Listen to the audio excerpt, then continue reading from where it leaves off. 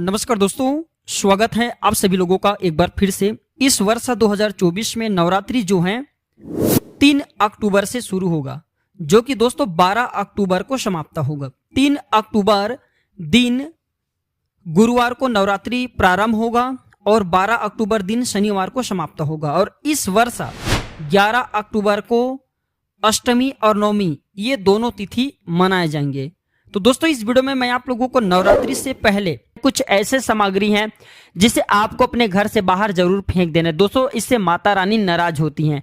और दोस्तों माता रानी नाराज ही नहीं होती, बल्कि उनकी जो सखियां होती, माता रानी की जो सेविका होती हैं, उनके भी नजर आपके घर पर होती हैं। दोस्तों इससे माता रानी आपके घर में नहीं आती, और जिसके घर में माता रानी नहीं आती उनके घर में दरिद्रता होती है। दोस्तों अगर आप भी चाहते कि माता रानी आपके घर में जल्दी आए, आपके घर को धन दौलत से परिपूर्ण बनाए, तो कमेंट बॉक्स में फटाफट लिख दीजिए, माता रानी आपका स्वागत है। वीडियो में बता चुका हूं कि नवरात्रि के समय में माता रानी हर मनुष्य के द्वार में बिल्कुल ही 4 बार आती हैं। हमारे हिंदू धर्म में 4 नवरात्रि कहे गए, चारों नवरात्रि में माता रानी हमारे द्वार पे आते हैं। लेकिन हम कुछ गलती कर बैठते हैं जिसके कारण माता रानी हमारे द्वार से वापस चली जाती हैं। अब देखिए वीडियो ध्यान से देखना, तब आपको समझ में आएंगे। तो हम नवरात्रि क्यों मनाते हैं? नवरात्रि मनाने का हमारे हिंदू धर्म के पीछे बहुत सारे कारण होते हैं। बहुत से लोग चाहते हैं कि वह धनवान बन जाए, इसलिए नवरात्रि मनाते हैं। बहुत से लोग सिद्धि प्राप्त करने के लिए नवरात्रि मनाते हैं, और बहुत से लोग इसलिए माता रानी की पूजा करते हैं नवरात्रि में, ताकि उनके घर में धन संपदा भर जाए और उन्हें माता रानी की कृपा प्राप्त हो। कहीं ना कहीं हम सब जो उपाय करते हैं वो सब माता रानी की आशीर्वाद प्राप्त करने के लिए, उनके कृपा प्राप्त करने के लिए, और हम भौतिक सुखों के लिए माता रानी नव दुर्गा की घर में स्थापना करते हैं और हम जो पूजन पाठ करते हैं। लेकिन नवरात्रि के दौरान कुछ ऐसी गलती हैं जिस गलती को हमें करने से रुकना चाहिए। और मैं हर वीडियो में बोलता हूं, नवरात्रि के समय में माता रानी अगर आपके घर में आए या ना आए, लेकिन उनके जो सेविका होती, उनके जो गण होती हैं, वो आपके घर का परीक्षण करने जरूर आता है। मैं हर दिन वीडियो में बता चुका हूं, आप पूजा करें या ना करें, लेकिन नवरात्रि के पूरे 9 दिन माता रानी की जो सेविका होती हैं, नवरात्रि के एक दिन पहले ही जो अमावस्या है, पितृ अमावस्या, उसी दिन से हमारे घर में आ जाती हैं और देखती हैं कि हम कैसे पूजा पाठ कर रहे हैं, उनके लिए कौन सा उचित व्यवस्था कर रहे हैं, क्या करें, कैसे करें। सारे ये 9 दिन तक उनके जो सेविका हैं हमारे साथ में रहती, हमारे घरों में रहती हैं, और 10वें दिन माता रानी को जाकर के बताती हैं कि फलान नाम का आदमी आपके लिए बहुत पूजा पाठ किए हैं, मंत्र अनुष्ठान किए हैं भक्ति भाव के। फिर माता रानी उन्हीं के अनुसार, उनके बताए हुए अनुसार हमें फल प्रदान करते हैं। इसलिए नवरात्रि से पहले कुछ ऐसे कार्य हैं आप घर में करते हैं तो कार्य करना बंद कर दीजिए। नवरात्रि के समय में कुछ हम अपने घर में ऐसी चीजों को रख लेते हैं जो कि बाद में चल करके हमें काफी नुकसान पहुंचाते हैं। ये मेरे वीडियो का छोटा सा शुरू का वॉइस, उसके बाद मैं पिछले वाली वीडियो में जो जानकारी बताया हूँ वो जानकारी इस वीडियो में अटैच कर रहा हूं। तो वीडियो को ध्यान से देख लेना, आपको आगे चल करके बहुत लाभ होंगे और साक्षात नव दुर्गा माता की कृपा प्राप्त होंगे, इसकी गारंटी हम स्वयं लेते हैं। क्योंकि प्राचीन ज्ञान चैनल एक यूट्यूब चैनल ही नहीं, बल्कि आप सभी लोगों का परिवार है।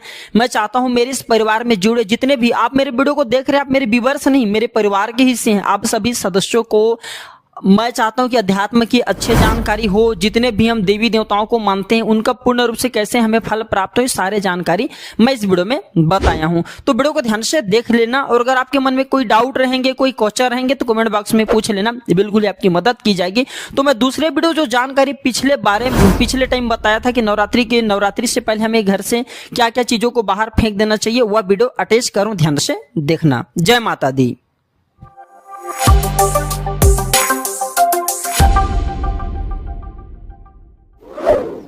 नवरात्रि शुरू होने से पहले घर से बाहर फेंक दे ये 5 चीजें। ऐसी कौन सी 5 चीजें हैं जिसे नवरात्रि शुरू होने से पहले हमें अपने घरों से बाहर फेंक देना चाहिए?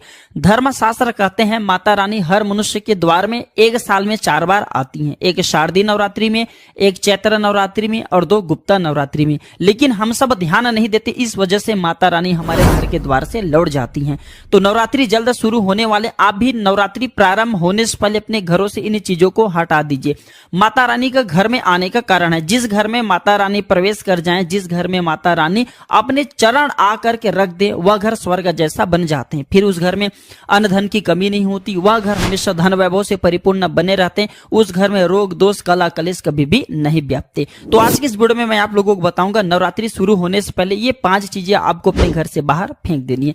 इससे पहले जान लेते हैं नवरात्रि के महत्व। जी हाँ, नवरात्रि के महत्व क्यों है? तो माता रानी के 9 स्वरूप कहे गए हैं। माता रानी की ये जो 9 स्वरूप हैं, धन, विद्या, कौशल, संस्कार, वैभव, कीर्ति, संतान प्राप्ति, रोग मुक्ति और क्लेश को दूर करने वाला, ये जो माता रानी के 9 स्वरूप हैं, ये सारे जितने भी हमने अभी चीजें बताए हैं, ये सब चीज को प्राप्त करने वाला कहे गए हैं। और जो संतान प्राप्ति है, रोग मुक्ति, कला कलेश को दूर करने वाला कहे गए हैं। तो नवरात्रि से पूर्व आपको कुछ चीज है जिसे अपने घर में लाना चाहिए, जिससे आपके जीवन में धन की बढ़ोतरी होता है। हमारे धर्मशास्त्र कहते हैं, ये जानते हैं। तो सर्वप्रथम मैं आप लोगों को वीडियो के बीच में ही बताऊंगा नवरात्रि शुरू होने से पहले कौन सी चीजों को घर से बाहर फेंकने। इससे पहले कुछ चीजों को बताऊं जिससे आप अपने घर में लाकर के स्थापित करते हैं तो माता रानी आपके घर में जल्दी आते हैं, आपके घर में तत्काल प्रवेश करते हैं, आपके घर में अन्न धन की फिर कमी नहीं होने देती। तो पहला चीज है, नवरात्रि शुरू होने से पहले प्रत्येक मनुष्य को अपने घर में घंटी जरूर ला करके रखना चाहिए। 9 दिन आप माता रानी की पूजा करते हैं तो मौन जैसा आपको पूजा नहीं करना है, घंटी जरूर बजाना चाहिए, घंटी लाना चाहिए, शंख लाना चाहिए, त्रिशूल आपको नवरात्रि शुरू होने से पहले अपने घर में लाना चाहिए। और हो सके तो आप जो है गंगा जल, अगर आपके घर में नहीं रखा है तो गंगा जल ले आइए, और इसका भी मैं आप लोगों को प्रयोग बताऊंगा। घंटी लाते हैं तो नित्य 9 दिनों तक माता रानी की पूजा करेंगे। तो माता रानी की पूजा में आपको घंटी का प्रयोग करना है। ऐसा माना जाता है जो भी व्यक्ति माता रानी की पूजा करते हैं तो इनकी पूजा के दौरान घंटी का प्रयोग करते हैं, घंटी बजाते हैं, तो ऐसे व्यक्ति के जीवन में फिर कभी भी अन्न धन की कमी नहीं होती। ऐसे व्यक्ति के ऊपर में माता रानी प्रसन्न होते हैं और सभी प्रकार की उनकी इच्छा को पूर्ण करते हैं। शंख, शंख को भी कहा जाता है, शंख को भगवान विष्णु का स्वरूप माने गए हैं। जिस स्थान में शंख होते हैं वहां पे लक्ष्मी स्वतः खींचे चले जाते हैं, जहां विष्णु वहां पे लक्ष्मी स्वतः खींचे चले जाते हैं। तो जो है नवरात्रि के समय में आप अपने घर में शंख की ध्वनि बजाइए। शंख की ध्वनि को बहुत ही पवित्र माना जाता है। जिस घर में शंख की ध्वनि बजता है उस घर के संपूर्ण वातावरण को पवित्र कर देते हैं, वहां पे फिर नकारात्मक शक्ति ठहर नहीं पाते और इससे माता रानी की भी आशीर्वाद प्राप्त होते हैं। त्रिशूल, त्रिशूल हमें क्यों लेकर के लाना चाहिए, घर में क्यों रखना चाहिए नवरात्रि के दौरान? अगर आप अपने घर में माता रानी को त्रिशूल समर्पित करते हैं तो ऐसा माना जाता है जो त्रिशूल है तीनों प्रकार के शूलों का शमन करता है।